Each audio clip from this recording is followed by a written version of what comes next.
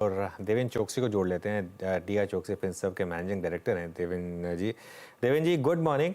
सबसे पहले जो आरबीआई ने अभी रिसेंटली एक्शन लेने शुरू किए हैं एनबीएफसीज पर, इससे आपको कोई मार्केट स्पेसिफिक रिस्क लग रहा है या ये सिर्फ जो 2-3 एनबीएफसीज की बात हुई है सिर्फ वहीं तक लिमिटेड है ये? So, no, as of now, I don't think that I think we should generalize कि I think हर एनबीएफसी को एक ही तरीके से देखा जाए। मैं ऐसा समझता हूँ कि जो प्रोसीजरल इरेगुलरिटीज है, वो इरेगुलरिटीज को आई थिंक कंट्रोल में लाने के लिए आरबीआई के एक्शन दोनों एनबीएफसी के ऊपर जो आया है, वो शायद I think little bit unfortunate, but at the same time I think it is largely intended for bringing the system up. तो मैं नहीं मानता हूँ कि उसके अंदर कोई ज्यादा दूसरे बैंक को या दूसरी एनबीएफसी को कोई असर होना चाहिए। ऑन द कॉन्ट्री मैं ऐसा समझता हूँ कि ओवरऑल जैसे बजाज फाइनेंस जैसी एनबीएफसी है, जिन्होंने over a period of time काफी हद तक अपने प्रोडक्ट ऑफरिंग्स को कंप्लायंट रखे हैं रेगुलेटरी एस्पेक्ट के साथ में, और उनके गवर्नेंस भी काफी हद तक बेटर रहे हैं। तो मैं ऐसा समझता हूँ कि I think in this period probably some of the stronger NBFCs will get relatively better preference। ऐसा समझ के चलते हैं कि I think given the kind of opportunity that will get created because of ये जो कपल ऑफ एनबीएफसीज को I think थोड़ा यहाँ पे रुकावट आई है, उसमें आई थिंक स्ट्रॉन्गर एनबीएफसीज के लिए बेनिफिट ज्यादा रहेगा। They would be in a much better position to attract the customers to them because of their sustainability and stability as far as I think their business operation is concerned। Okay. अच्छा, दूसरी तरफ बैंकों में काफी शानदार momentum बना है of late. Devendra जी, बैंकों में लार्ज प्राइवेट बैंक्स में क्या ये अपॉर्चुनिटी है अब इस समय फ्रेश बाइंग करने की? मैं अनुज जैसा समझ के चलता हूँ कि I think most of this banks, private banks, corporate banks के अंदर करीबन सालाना 20 या 25% के बीच के रिटर्न हम लोग पकड़ के चलते हैं। So in such situation, when the market gives opportunity at low levels, that's the best time. Now today, I think some of the stronger private sector banks are available at a valuations which is quite compelling. At the same time, I think जिसके valuation थोड़े decent है, वहाँ पे भी I think opportunity compelling है, क्योंकि एक तरफ देखें तो liability side I think has remained stronger for these banks, particularly the CASA ratio, except HDFC Bank particularly because of the reasons. But rest of the banks के अंदर CASA ratio is also remaining strong. At the same time, I think the lending book is systematically and constantly growing for them in the vicinity of around 18 to 20%. So मेरा ऐसा मानना है कि I think ये bank के लिए अच्छा समय जा रहा है। I would probably buy when the market is neglecting them at a corrected valuations. I think that would be a best opportunity to buy into. And all three or four corporate sector, private sector banks which are available, they are relatively available at an opportunity of around 15 to 20 or 25% upside 1 year forward। आज देवेंद्र जी इस कार्यक्रम में हैं और अनुज, आज बड़े दिनों बाद ऐसा लग रहा है कि डेरिवेटिव्स की पिक्चर कुछ अलग ही है।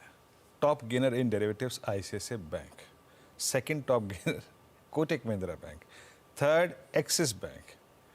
आई मीन ये दिन कंप्लीटली बैंक निफ्टी को बिलोंग करता है एंड इट्स 48,059, 48,050। दैट मीन्स अब निफ्टी बैंक सडनली जिस दिन कार्नेज हो रहा है निफ्टी मिड कैप में, स्मॉल कैप में, अपने ऑल टाइम हाई से मात्र 500 दूर है। शानदार मूव, शानदार मूव। देवेंद्र जी, पिछले 10 एक दिन में जो चीज़ें नेगेटिव हुई हैं या फिर नेगेटिव न्यूज़ फ्लो ने इम्पैक्ट डाला है, उसमें बहुत सारे थे। आई मीन क्या वो एनबीएफसीज हो, एक गोल्ड फाइनेंस कंपनी हो, कल आज जेएम का जिक्र हो गया, एक और स्पेस जिसने इस स्पेस ने बहुत अच्छी वेल्थ क्रिएट करी, ये थे हॉस्पिटल सेगमेंट। और माननीय सुप्रीम कोर्ट की टिप्पणी के बाद जिस तरीके से आई थिंक डैमेज हुआ है पिछले 4-5 सेशन में, प्राइस डैमेज, आप लोग इस स्पेस में कमिटेड थे क्या, और आप लोगों ने फ्रेश व्यू क्या लिया है बदले हुए माहौल में? सो वीरेंद्र, आई थिंक हमें हमेशा एक चीज का एहसास था कि हॉस्पिटल स्पेस के अंदर वैल्यूएशन काफी हद तक स्ट्रेच हुआ है, in the sense that I think they have been reasonably quoting at a premium valuation. Even though हम मान के चलते हैं कि नए हॉस्पिटल बेड्स आने की सबके पास एक प्रोग्राम है, सब लिस्टेड कंपनी के पास एक रोड मैप रेड है, but at the same time I think they are all cutting at an adequately high valuation, particularly I think if you are looking at next 2 years। तो हमारा view वहां पे बना है कि अभी भी वैल्यूएशन करेक्ट नहीं हुआ है इतने होने चाहिए। Maybe I think last 2-5 दिन के अंदर जो थोड़ा बहुत सॉफ्टनिंग हुआ है, but I would still feel that I think the valuations are not corrected. in my understanding, I think this business is capital intensive business. And whenever the valuation gets corrected, then you create the headroom 20 से 25% कमाने के लिए. Otherwise I think stage valuation के ऊपर आप लेते तो momentum का ध्यान देना पड़ता है. अगर मोमेंटम मार्केट में ब्रेक हुआ तो ये आपने को इन्वेस्टमेंट पोर्टफोलियो के अंदर आई थिंक कमाने नहीं देगी. That is why I believe that I think when the market gives a fall, probably at that time, hospital stocks will be the best one to buy in the portfolio. Hospital stocks हर अच्छा इसी space पे रहते हैं. I mean Nifty pharma और health care पे देवेंद्र जी, अब सबसे बड़ी बात यही होने लगी है कि जो शॉर्टफॉल यूएस में मेडिसिन का है वो भारतीय कंपनियों के लिए एंड यूएस जेनरिक बाजार में अच्छी प्रेजेंस रखने वाली कंपनियों का बाजार है ये. आपका सर फार्मा पे आउटलुक अब इस वक्त, और अगर स्टॉक स्पेसिफिक होकर बता पाएँ तो 3-4 स्टॉक्स जो कि आप बहुत कंफर्टेबल है जहाँ पे लॉन्ग स्केल प्रोस्पेक्टिव से, या फिर जहाँ पे आपको उम्मीद है अच्छा पैसा बनेगा फार्मा में. So we have been continuously, I think, remaining positive on something like Sun Pharma, Cipla, Dr. Reddy's, even to an extent DVs. I think though DVs has not as performed as much, but I think the other three companies जिसकी मैंने बात की वहाँ पे already I think we have seen the performance to a greater extent. Maybe I think market has rewarded these stocks I think because they are already re-rated now. शायद I think upside comparatively कम रहेगा compared to what it was available in the last few quarters. So to that extent, I think one can possibly say that I think the upside immediately in the shorter term will be less. But look at the business model of these companies. I think they are into the specialty generics business. वहाँ पे उनको comparatively the product के premium valuations उनको ज़्यादा मिलते हैं. And to a greater extent, I think that is suggesting that they are getting better margins also. सो मेरा ऐसा मानना है कि आई थिंक जो फ्रंटलाइन 3 या 4 कंपनी है जिनके अंदर हमें ज़्यादा विश्वास है कि this companies are in a much better position to meet the challenges pertaining to the generic environment of USA, FDA and all. And at the same time, I think having the premium product in the portfolios, continuously bringing additional specialty generic products is giving them comparative edge over the peers in the market.